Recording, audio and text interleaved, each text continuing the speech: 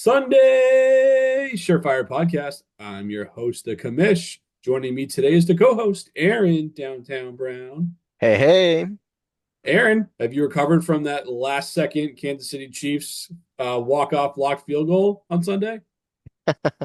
I have. I mean, I guess I'm not the best Chiefs fan to really ask. I know it was exciting for most, but I think as winning a bunch of Super Bowls as a Patriots fan, a lot of the season wins don't really matter to the postseason. So, hey, if they go undefeated for the entire year, then I'll be a lot more happier, but I'm just still crossing my fingers at this point. I hear you on that. It's almost when your team's so dominant, it's almost like the regular season games don't matter. But hey, I was just happy the Chiefs finally caught a break on something, man. I mean, nothing ever seems to go their way. Yeah. So Oh, yeah. Hey, the funniest thing I did here was I said that I saw on Twitter that someone was complaining that the refs actually blocked that field goal too. I wouldn't put it past them. Maybe they let them get a like 5 step head start, just Yeah, like they let the Kansas City offensive linemen get a head start when the game's on the line some other week. So, that's right. but hey, Chiefs are marching on. It's 9-0 now, so we'll see if they can keep it rolling. I'm not optimistic on that. I think that the defense can't carry them every single week like they have so far. Most weeks this year, not giving up more than 20 points in any game yet. So we'll see how that goes for Kansas City. They'll be there in the mix at the end to be sure. But we're talking some Week 11 daily fantasy football here, folks. We have our bullish buy category where we talk about the high price players that are going to pay off of their high costs in these DraftKings contests that utilize the salary cap. We have our two deep segment where we tell you which defenses to plug into the bottom of your lineup. And then speaking of the bottom of lineups, we have our pick six category where we talk about a couple players that are undervalued that are going to be provide a lot of bang for their buck at cheap costs. And we talk Thursday night football as well around here, so we'll definitely make sure we touch on that, Aaron. But we'll start with you. Why don't you go ahead and tell me who your bullish buy is in Week 11? Yeah, so this this week I got a couple guys that I definitely like, but I wanted to go a guy I think when it came down to I did pay up on a few more guys, but I think I'm the most bullish on David Montgomery this week for 6,500. He's cheaper, but he's playing the Jaguars. Detroit are minus 800 favorites this week playing the Jags. So, I don't think the Lions are really going to need a whole lot of passing and maybe in the first quarter or something. But, I think it's safe to say the Lions could score, over 35 points here. A lot of that can be on the ground. So I really like David Montgomery to really have a nice game and punch in a few scores. So he's my bullish buy for this week. Montgomery is one of the safest guys to hit the end zone just about every single week. I love betting on his anytime touchdown props, whether straight up or part of a parlay. So he's a great call. He's actually in my lineup as well this week. He was not my bullish buy, not my most expensive player, but I did carve out some room myself for David Montgomery. So I'm obligated to like that call from you, Aaron. On my side of things here, I went with Devon Achane of Miami Dolphins going up against the Las Vegas Raiders coming into Miami. Cost us $7,200, so paying up a little bit, but Achane, I mean, he gets it done just about every single week, both on the ground and catching passes. He's got at least 5 balls in each of his last 3 games. Just a big staple of their offense is getting him the football and hopefully in space and to make it work. Wasn't quite able to hit some home run plays last week on Monday night against the Rams defense, but the Raiders defense should be providing plenty more opportunities there, ranked pretty low there against running back. So they've kind of had their way against them. Achane stays involved in this game plan, I think, throughout this one maybe while they're salting away the lead late in the game. But I guess give me your quick thoughts on HM before we talk about some defenses. Yeah, I love A-Chain as of late as well. I mean, one of the things that was surprising, you just see a whole lot less usage of Mostert and Wright now too. So A-Chain had a lot more, as far as splits go, a lot more touches in the game on the ground as well. So he's already doing it through the air and he's getting more rush attempts too. So I definitely love that call. A-Chain's turned into a pretty safe play now. Agreed. And Aaron, when we talk about stacking, typically people think about the quarterback and wide receiver, maybe a quarterback and a tight end. But we have a different type of stacking that we like to do in our DFS contest. Aaron, can you quickly tell me what that is for the listeners Ooh, out there? I think I see what you're throwing down here. Yeah.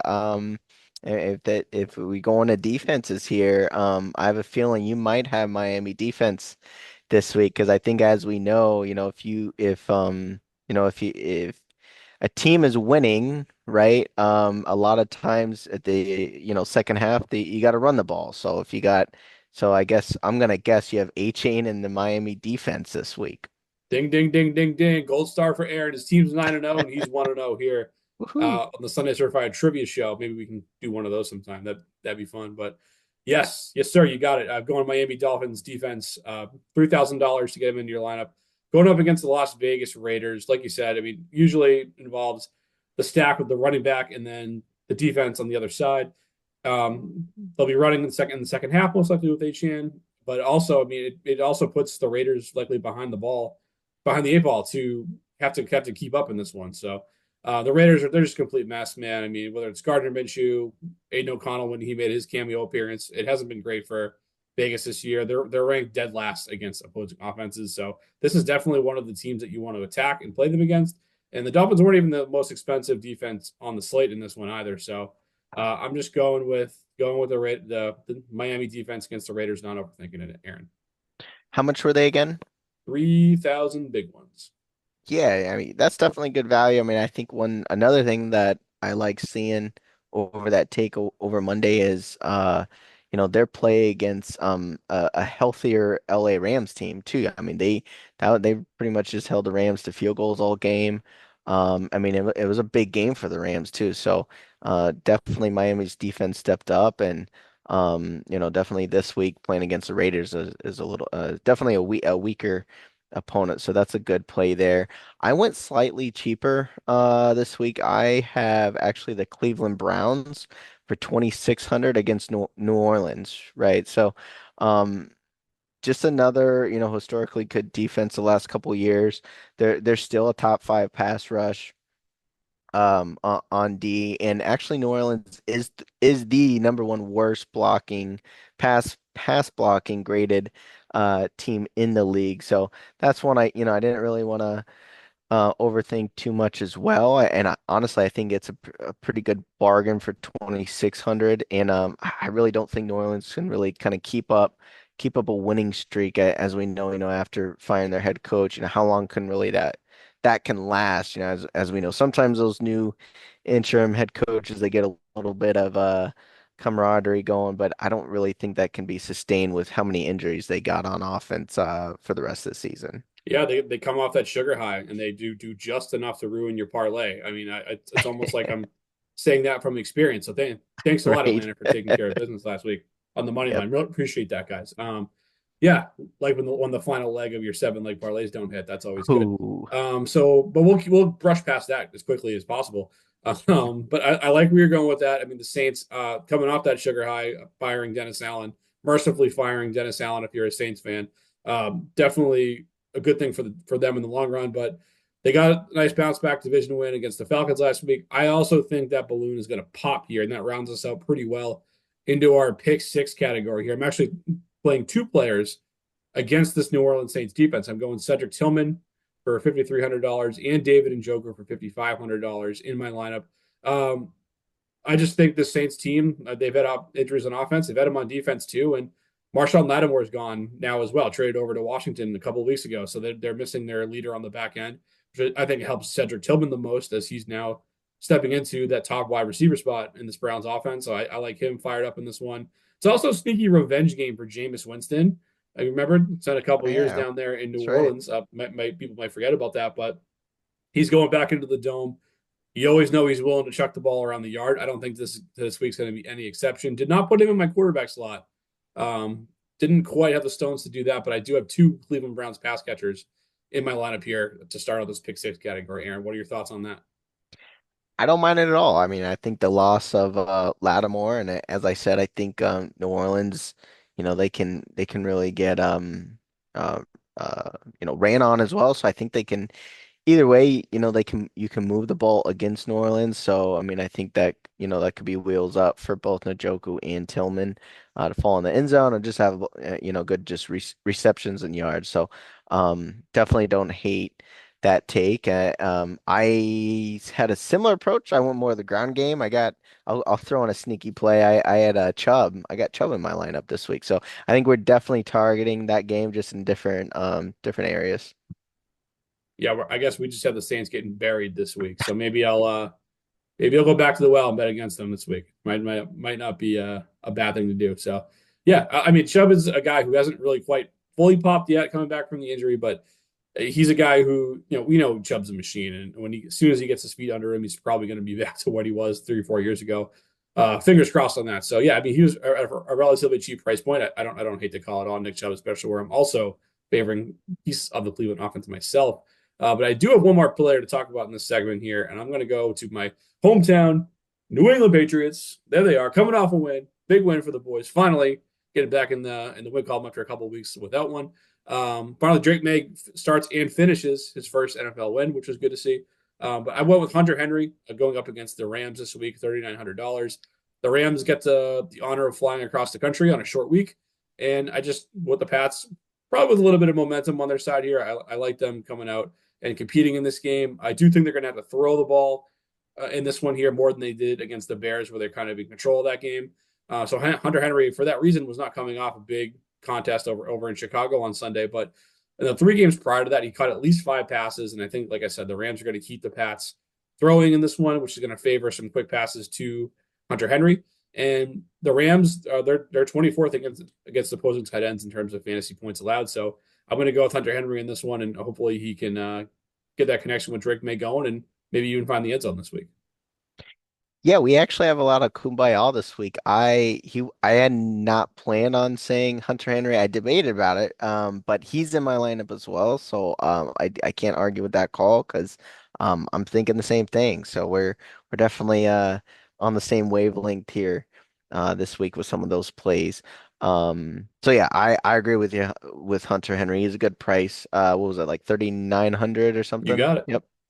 Yeah, so definitely like Henry Call. And actually Chubb was not my first pick six play. I just threw him in there. My first one is actually a guy that you called out last week, so you may like it. He didn't really turn out, he didn't have a huge game. I think he had like about 9 DFS points, but I'm actually going back to the well with your call from last week and going DeAndre Hopkins against Buffalo this week. I think, Chiefs Bills should be a very intriguing game to watch. I know a lot of people will probably tune in from it just from just a watchable standpoint.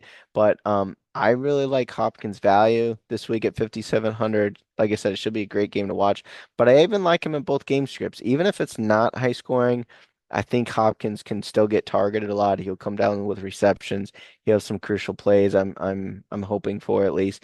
And then obviously high scoring. He's got to be involved as well. So I kind of just like DeAndre a lot this week, just in just that matchup where they can kind of use them all over in the passing game. So DeAndre is my first pick six player. Well, there you go. I mean, I think this is picking on this game is definitely a good thing. I mean, this has to have a high over under this one. Last time I saw it was in the mid 40s, probably 45, 46, which is good. So you want high scoring over unders if you're going to play team's number one wide receiver. So I think it has the potential to be the game of the week and a playoff rematch. We've seen this matchup in the playoffs, pretty much every year. It feels like it comes down to these two teams in the playoffs. Has not worked out so great for Buffalo, as you know, Aaron. But yeah, I like the call there on Hopkins here. And let's before we move on to our hot takes to close the episode, I want to just quickly run through what Ethan had for picks Ooh, on I this got one more. I got one more as too. well. And before we do that, I'm gonna let Aaron finish, dude. So I'm gonna let you finish, Sorry. brother. Yeah, What let do you me got? finish. Okay, okay. I won't be too long here. But it's funny though. This is probably gonna be the grossest call in the episode though. So I am kind of excited to call out this guy. I'm going 3,600, so he's pretty cheap. I'm gonna actually go Calvin Austin this week with the Steelers playing against Baltimore. He's only 3,600. It's also another very intriguing lineup. Steelers playing in Pittsburgh too. A little less intimidating than in Baltimore, but it's a great matchup. Ravens secondary has been giving up a lot of yards to the air. They're most vulnerable against slot wide receivers. They're the top worst in receptions, yards, and touchdowns this year to slot wide receivers. After Mike Williams pick up, really got Pickens and Williams on the outside. So I really do think game script wise, Austin could. Um, be involved this week. I think he's going to have to because the Ravens' run defense is great too. So I think I I'm smelling Calvin Austin's name getting called a little bit. He's been definitely hit or miss this week, but he had a season high targets last week, six targets and a couple crucial catches against Washington. So he's my sneaky, gross pick six play of the week. It's definitely gross. I mean, you don't often trot Calvin Austin into your lineup very often, but I kind of like the thought process. He's playing around 60% of his snaps in the slot, according to PFF data. So I don't hate that call targeting Baltimore secondary. I mean, hell, we saw how fun that Thursday night game was to bet the over on and crush the over on Yep. last week when the Ravens were on the field and in prime time, just showing the world they can't cover anybody, especially anyone named Jamar Chase. And Calvin Austin's not going to be confused with Jamar Chase anytime soon by any means. But yeah, I like what you're going with. If you need a super cheap play, you can do a lot worse, especially targeting that defense. But now, I was interrupted last time, rightfully so. But I'm going to get to Ethan's calls here across the board. For his bullish buy, he's going with Jahmyr Gibbs for $7,300. Kind of the same logic that you and I had with Montgomery. He's just paying up a little bit more to get Gibbs into his lineup, and he had the same kind of thought process that I did as well, stacking my defense with a running back in the bullish buy spot. So for his defense, he's going to go with the Detroit Lions. They are the most expensive unit on the slate this week. $3,800, and then his two pick six players. He was hand holding with me on Cedric Tillman, $5,300. Feels like a good value. Ethan agrees, and then Juwan Jennings also $5,300 against the our who's the friend playing this week, Aaron? Drawing a Seattle, blank. Seattle. Seattle divisional game. Okay, yeah. So they crushed Seattle the last time out there, especially through the air. So I guess any thoughts, blanket statement on any of Ethan's picks before we get into some hot takes to wrap this thing up? I like the thought process on all of them. I mean, of course, just Jahmyr Gibbs kind of conflicts a little bit with my Montgomery call. Believe it or not, I actually think Montgomery's somewhat safer. I feel like just Detroit won't, like I said, they won't have to pass as much. So I think Montgomery's just cheaper. As we know, Gibbs is a monster too, though. But I thought about Gibbs, but I went Montgomery. Like Gibbs, like I said, I like the thought process on that. I think it's solid. I just would rather pay a little bit less and go with Montgomery in there, where especially in a game where we think they're going to be grinding it out. I think their do you know what their nickname is? Have you heard of it? The two running backs there, Oh, Montgomery and Sonic and Gibbs. Knuckles, right? Sonic and Knuckles. I That's think it's going right. to be more of a game for Knuckles than Sonic, I guess. So I agree. Aaron agrees, and Ethan's not here, so we'll just outvote him 2-0. So There we go. that's what we'll do. But yeah, hot takes, Aaron. What do you got? Fire one at me. Go. Ooh, so I'm gonna do a combination of a lot of my plays on the show tonight. So I'm gonna say Monty actually scores two touchdowns. Lions score over 30 points. Take the Cleveland +1 and DeAndre Hopkins reception over. So that'll be a pretty juicy parlay, I think. I don't know the odds yet, but I'll definitely throw it in the Discord when I find the odds. But so once again, that's Monty scoring two touchdowns, Lions over 30 points, Cleveland +1, and DeAndre Hopkins receptions over. All right, Aaron's trying to pay off the mortgage with this That's parlay. right. There are less fun ways to pay off the mortgage. That's for damn sure. So I love it. I love it. I love it. I'm gonna go with an all touchdown parlay for my hot take. I'm gonna go with just every guy that I've talked about so far. Again, that's Tavon Chan, that's Cedric Tillman, David Njoku, and Hunter Henry. All to score touchdowns. So four guys hit the end zone. DraftKings, for those who bet on DraftKings, they usually have pretty good touchdown parlays.